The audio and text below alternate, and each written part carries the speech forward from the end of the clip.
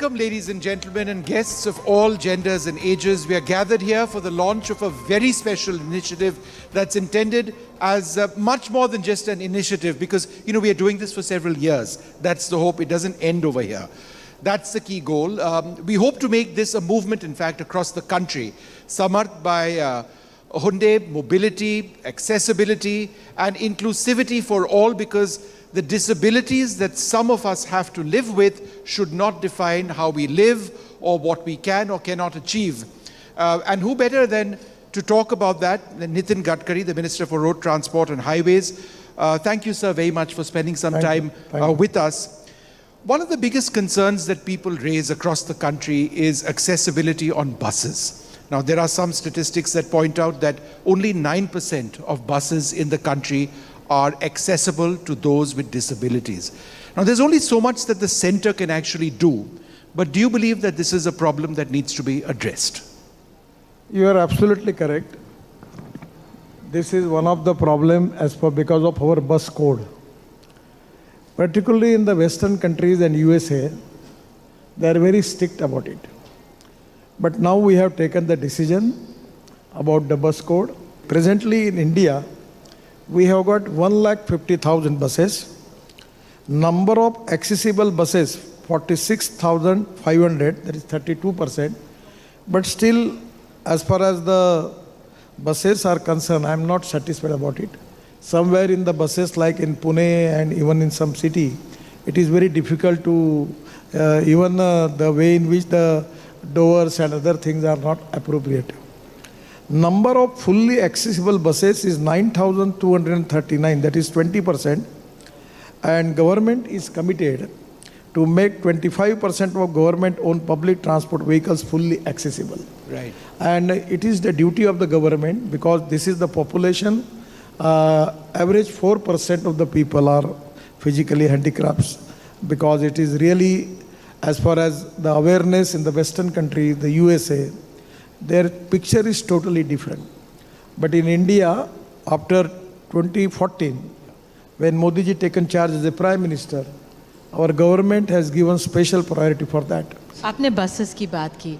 आज हम हंडे द्वारा समर्थ एक कार्यक्रम, एक पहल की शुरुआत कर रहे हैं, और उस ओर अपने आज दिन भर अपने जो दिव्यांग हैं, अपने विकलांग हैं, उनसे बातचीत की, उनसे चर्चा की.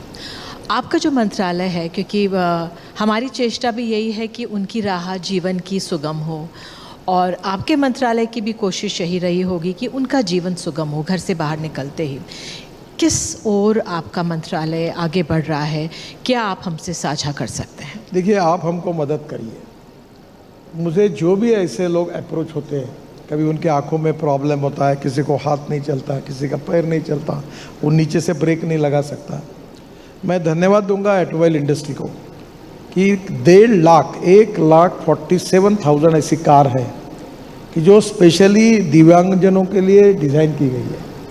और जब भी हम ऐसे प्रॉब्लम आते हैं तो मुझे बहुत बार केसेस आते हैं कि क्योंकि ये सब्जेक्ट स्टेट गवर्नमेंट के और हमारे दोनों के साथ है, तो आरटीओ ने भाई लाइसेंस नहीं दिया, तो फिर हम उसके ऊपर उपाय ढूंढते हैं. और ये 9 साल में मैं इसका मंत्री हूँ, और मैं विशेष रूप से संवेदनशील हूँ. और मैं आपको कहूँगा कि जो भी दिव्यांग है, ऐसा है जिसको लाइसेंस नहीं मिला है, जिसका प्रॉब्लम है, क्योंकि प्रॉब्लम अलग अलग प्रकार के हैं. किसी के दोनों पैर भी काम नहीं कर रहे, किसी के एक हाथ काम नहीं कर रहा है. तो हम लोग हर चीज़ पर उपाय ढूंढ रहे हैं, नियमों में दुरुस्ती कर रहे हैं, और उनको लगातार हमको समाज के साथ बराबरी में आने का उनका अधिकार है. ये उनका फंडामेंटल राइट है, और हमने उनको मदद करनी चाहिए. हमारा कर्तव्य हम कर रहे हैं. इवन आपके भी नज़रों में ऐसा कहीं आता है कि भाई दिस इज़ ए प्रॉब्लम जिसके कारण नहीं हो रहा है, तो लगभग अभी तक 9 साल में जितने उतने प्रॉब्लम सॉल्व किए.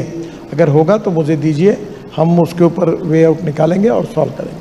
सर, इस इनिशिएटिव के द्वारा हमारी कोशिश ये है कि हम सहानुभूति नहीं, लेकिन लोगों को संवेदनशील बनाएं, अपने समाज को भी साथ लेके चलें. हमारा जो ट्रांसपोर्ट विभाग है या आपका मंत्रालय है, किस तरह से जागरूकता फैला सकता है कि जो हमारे दिव्यांग हैं या हमारे विकलांग हैं, उनके प्रति हमारा नज़रिया एक समावेशी हो? देखिए, पहला तो इम्पोर्टेंट थिंग है पब्लिक ट्रांसपोर्ट में, यानी बड़ा दुख और दर्द का विषय है हम लोग पूरे विश्व में कहीं भी जाएंगे, गवर्नमेंट ऑफिस में जाएंगे, होटल्स में, 5 स्टार होटल में जाएंगे, रेस्टोरेंट में जाएंगे, एवरीवेयर दिव्यांगजनों के लिए अलग व्यवस्था है। वो कैसे ऊपर जाएंगे। हमारे पूरे बस ट्रांसपोर्ट में अभी तक जिस प्रकार की सिस्टम थी, कभी इनके बारे में विचार ही नहीं किया गया। और ये जो 9,239 बसेस है, इससे मैं समाधानी नहीं हूँ। अब जो फाइनल कोड जिसका नोटिफिकेशन निकलेगा, इसके बाद हर बस ऐसी होगी जिसमें दिव्यांगजनों का पूरा विचार होगा और उनके लिए पूरी सुविधा होगी।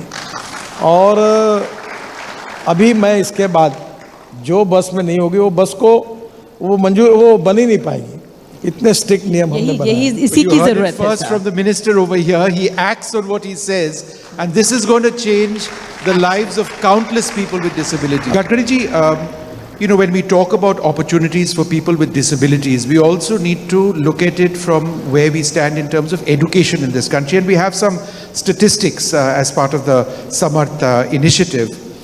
Only 36% of people with disabilities in India are employed. That means more than 60% of people with disabilities do not work. Beyond your ministry, how is it your goal as a political leader to spread the importance of opportunities through education for those with disabilities? Actually आपने बहुत अच्छी बात पूछी है। मैंने उज्जैन में एक दिव्यांग पार्क देखा, फिर उससे 3 गुना बड़ा 4 एकड़ जगह पर मैंने एक दिव्यांग पार्क बनाया। उसका कंसल्टेंट उज्जैन से ही है और वहाँ इतना अच्छा है कि ऑल टाइप ऑफ दिव्यांगन, जहाँ वो ब्रेन लिपि में लिखा हाथ लगाएगा तो उसको समझेगा, ऑल टाइप के इक्विपमेंट्स, उनके स्पोर्ट्स के इक्विपमेंट अलग से, तो दिव्यांग पार्क बनाया। फिर हमारे यहाँ मराठी में मेंबर ऑफ पार्लियामेंट को खासदार बोलते, खासदार क्रीड़ा महोत्सव, तो अभी वो चालू हो रहा है, जो इनकी भी सहयोग मिलता है उसको। 60,000 प्लेयर खेल रहे हैं और 48 ग्राउंड्स हैं और 53 गेम्स हैं, तो दिव्यांगों के लिए अलग ये होता है। तो अभी मैं 7 एकड़ जगह पर स्पोर्ट्स का केवल दिव्यांगजनों के लिए एक बड़ा ये बना रहा हूँ, स्पोर्ट्स का बड़ा स्टेडियम बना रहा हूँ। और मुझे लगता है कि हर शहर में कम से कम अलग अलग प्रकार का एक गार्डन, एक स्पोर्ट्स के बड़ी अलग अलग प्रकार के, क्योंकि स्पोर्ट्स अलग है, उनके स्पोर्ट्स के नियम अलग है और उनके भाषा अलग है, उनके लिए इलेक्ट्रॉनिक्स की जो इक्विपमेंट्स है वो अलग प्रकार की है। इसमें काफ़ी लोगों ने रिसर्च किया और स्टडी किया है और मुझे लगता है कि ये हर व्यक्ति का फंडामेंटल राइट है, वैसे उनका भी है कि उनके विकास के लिए उनके अधिकारों को विचार करते हुए इन सब प्रकार की फैसिलिटी जो आम लोगों के लिए है वही फैसिलिटी उनको मिलनी चाहिए और हर शहर में, हर गांव में इस प्रकार की व्यवस्था होनी चाहिए, क्योंकि अभी इसकी संख्या मेरे अंदाज से 4% से ज़्यादा हो गई है। तो मुझे लगता है कि ये होने से उनको एंटरटेनमेंट होगी, मनोरंजन होगा, उनका पॉजिटिविटी बढ़ेगी, उनका मोरल बढ़ेगा, उनके म्यूज़िक इक्विपमेंट अलग अलग प्रकार के हैं। और एक बात मैंने देखी अब ये कि जो दिव्यांगजन है वो कोई अच्छा बांसुरी बजाता है, कोई अच्छा वायलिन बजाता है, कोई अच्छा गाता है, तो उनमें भी हैंडलूम, हैंडीक्राफ्ट्स में भी अच्छा काम करते हैं जी। तो हम लोगों ने अभी जो दिव्यांग पार्क बनाया उसमें ऐसी स्पेशल रूम्स बनाई कि वहाँ दिन भर वो सुबह आएंगे और शाम तक रहेंगे और वहाँ वो अलग अलग प्रकार के हैंडलूम, हैंडीक्राफ्ट्स में इधर उधर कुछ चीज़ें बनाएंगे। तो ये बहुत ही अच्छा, जिसमें आप कह रही है वो बहुत इम्पोर्टेंट कि उनको वो बराबरी का अधिकार मिलना चाहिए, सहानुभूति की ज़रूरत नहीं है, उनके अधिकारों की रक्षा की ज़रूरत है जी। आप जैसा कार्यक्रम कर रहे हैं इसमें काफ़ी लोगों तक ये बात पहुँचेगी और धीरे धीरे हमारे देश में इंटरनेशनल स्टैंडर्ड की सब प्रकार की सुविधाएं इन सब के लिए प्राप्त होगी और ये सहानुभूति के रूप में नहीं, ये उनका अधिकार है बराबरी का और उनको मिलना चाहिए, यही भूमिका इसके साथ रखनी। आखिर में एक सवाल सर, जो ये हमारी पहल यहाँ पर चल रही है, 1 साल चलेगी हंडाई द्वारा समर्थ की, आपकी क्या उम्मीदें हैं इस तरह के इनिशिएटिव से? क्या मिलके हासिल किया जा सकता है? देखिए, मैं आपको एक बात बताता हूँ। हमारे यहाँ नागपुर में एक दिव्यांग युवा है, वो पैदल भी चलने की छोड़ो, वो एक दोनों पैर नहीं उसको, वो व्हील चेयर पे, उसकी एक स्पेशल चेयर बनी उसके ऊपर चलता है। उसने एक 20 करोड़ की फैक्ट्री बूटीबुरी एवैडिसी में डाली थी, फैक्ट्री को आग लग गई और जल गई।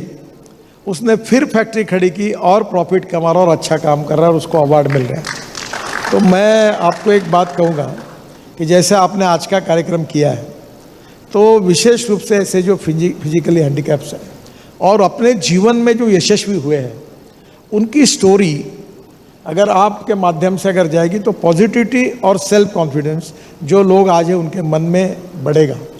और मुझे लगता है कि उनमें बहुत टैलेंट है, केवल उनमें आत्मविश्वास बढ़ाने की आवश्यकता है।